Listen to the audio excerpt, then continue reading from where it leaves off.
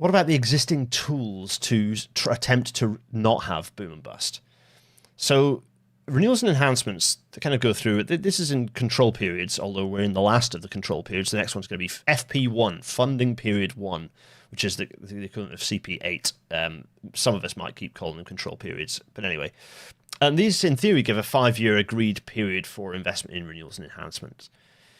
The trouble is, within those, there's all sorts of challenges. It'd be interesting to see what they pick up on here, but within those, often priority changes from 5 year to 5 years. So you end up with, you lose some of the viability of that. Actually, 5 years is not great for quite a lot of stuff. And also the contrivance of what is a capital project versus what is renewals, what is enhancements, what is upgrades, and the semantics of that based on what they are allowed to have within a control period versus what has to be part of the external, capital project budget is messy as hell, and really inconsistent. So they've gone through here and they talk about the rail network enhancement pipeline, which was the thing that was published, that was not published for ages, published once and then not published for ever again. So we'll pick up the RNet later. So Network Rail emphasised to us that the distinctions in funding routes between renewals and enhancements did not necessarily translate into distinctions between delivery programs or supply chain capabilities. From a delivery perspective, many projects are a mixture of renewals and enhancements. This is natural. The most cost-effective time to deliver enhancements to the network is when the relevant assets are due for renewal anyway.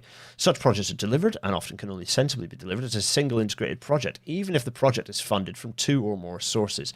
And from a supply chain perspective, many of the capabilities and skills needed for renewals and enhancement work are the same. So it's kind of saying that, as I was just talking about, the idea, the contrived lines here don't make much sense. It would make much more sense for the railway to decide where it's going to spend the money and not have to care about that distinction, so that it can decide we're going to be spending this money on work that is going on, whether it's renewals, enhancements in this area, and care not for those distinctions. So there's a lot of stuff here about control periods. The DFT told us that regulated control period process ensured a very high degree of certainty and stability for the railway and its supply chain. Haynes said, "I describe the control period process as a generous gift.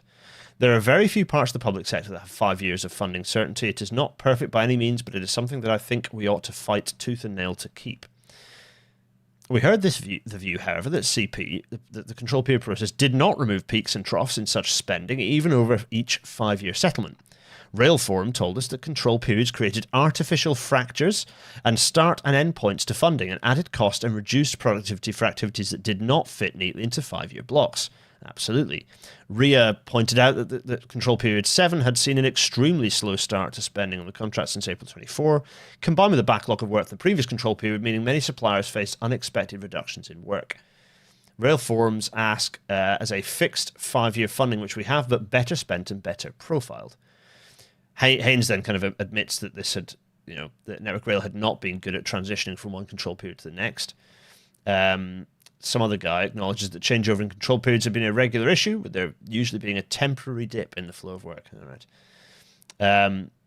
DFT Director General Alex Hines, previous guest of the show, concluded, "Cliff edge is a bit strong, if I'm honest. Is it perfect? No. Is it better than not having funding certainty for 5 years? Absolutely."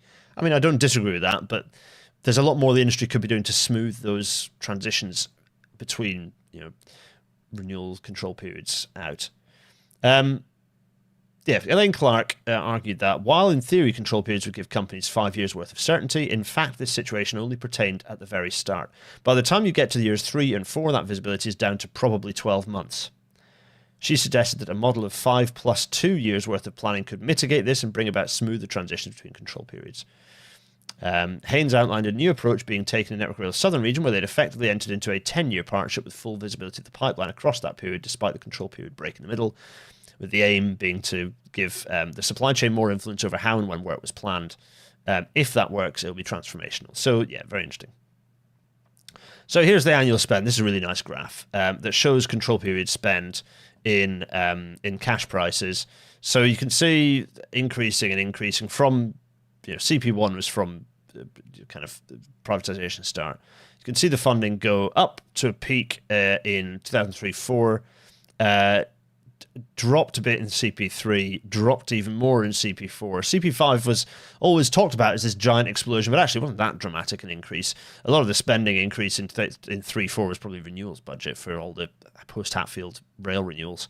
ORR identified a renewals backlog, and then, so you see the CP5 wasn't that dramatic, and then we saw an increase because of COVID, a big spike in the money that went to the renewals expenditure and how much we were spending, and then it's dropped off through CP7 with a kind of a drop at that point. So you can see this graph can be a bit misleading because it looks like there's record funding levels.